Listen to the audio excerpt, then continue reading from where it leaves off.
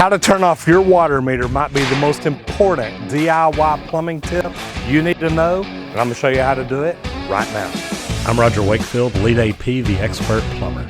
I've been plumbing over 38 years, and I have every master endorsement in the state of Texas. On this channel, I'm teaching you how to fix your plumbing fast and free. If you haven't been here before, please subscribe so you don't miss anything. So guys, as you can see, I've got some tools with me today. The reason being, it's very important to have the right tools and know where they're at in case you have an emergency and you need to get into your water meter. Now, don't get me wrong, some cities and municipalities do not want you to get in there to turn off the water. You may have to call them. But if your city or municipality allows you to do it, you want to make sure you've got the right tools, you know where they are at all times, and you know how to come out and use them. So being a plumber, I have the tools to open up my meter. And what you're really going to do is stick the wrench in, and you're going to turn it to unlock it, and then you're going to lift up on it. Now, be real careful. I've seen snakes in here. Right now, we've got a lot of ants around here. But also, be careful and always look down in yours before you reach down in there. I've seen people stick needle syringes, razor blades, all kinds of different things down in those little holes, and you never know what's going to be down in here. Now, this is my house, so I actually know it's fairly good in here, but I always still look at it just to make sure. Now, why would you need to turn the water off?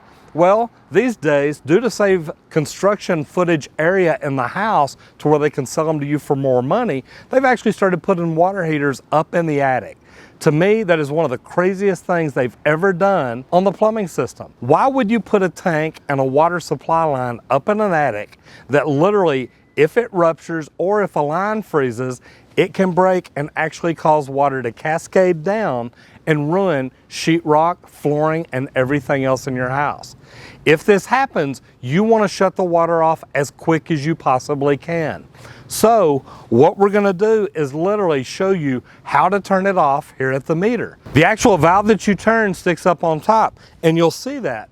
But what you're going to do literally is just take the wrench, put it right down on top of the valve, and once you're on it, all you do is turn it. And right now, the water is shut off to the house.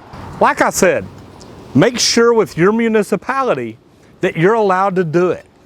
And you might even ask them, even if we're not allowed to do it, in case of a flood, in case you have water coming through your ceiling, it's the middle of the night and you know it's going to take them a long time to get there, I think I'd think about turning my water off anyway. Just because the longer it runs, the more it's going to cost you and the more damage can be done to your house. This is one of the most important things to know how to do. Shutting off your water in case of an emergency, as far as I'm concerned, that can save you tens of thousands of dollars. So as you can see, I've got two tools here with me. The first one is literally just a meter key, but it does have a wrench on the other end. Now, what's good about this, some meters, actually the valve prior to coming into the meter is on the side. And if it's on the side, you can literally stick this down, turn it, move it, turn it, and then turn it all the way so you can completely shut it off. Mine is on top. So this is really nice. I can literally put this right down on top of my valve and then turn it all the way over till it stops, and that'll shut off the water to my house. These are very important tools, and even at my house, I know where they're at all times because my wife knows how to turn off the water in case there's an emergency. That way she doesn't have to call me. Guys, when I tell you knowing how to shut off the water to your house can save you tens of thousands of dollars, imagine if you had a 5-year-old kid up in your attic with a water hose just spraying water like crazy. That's what it's going to be like if you have a freeze and water starts leaking up there. And when water leaks, it's not just going to come straight down. It's actually going to come down. It's going to come down and go out and come down and out and down and out. Water is going to go everywhere it can.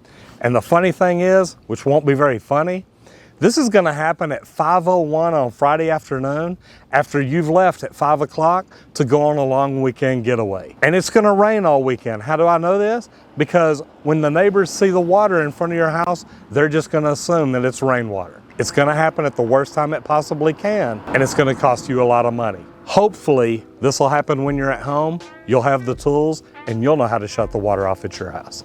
So guys, as you see, with the right tools, you can save yourself thousands of dollars. If you think these videos are important and you think I can help you save money by teaching you how to do plumbing, please remember, click on the subscribe button and ring the bell so you don't miss out on anything. And do me a favor, tell 4,000 of your closest friends. I'm Roger Wakefield, Lead AP, the expert plumber. I'll see you on the next video if you don't get flushed.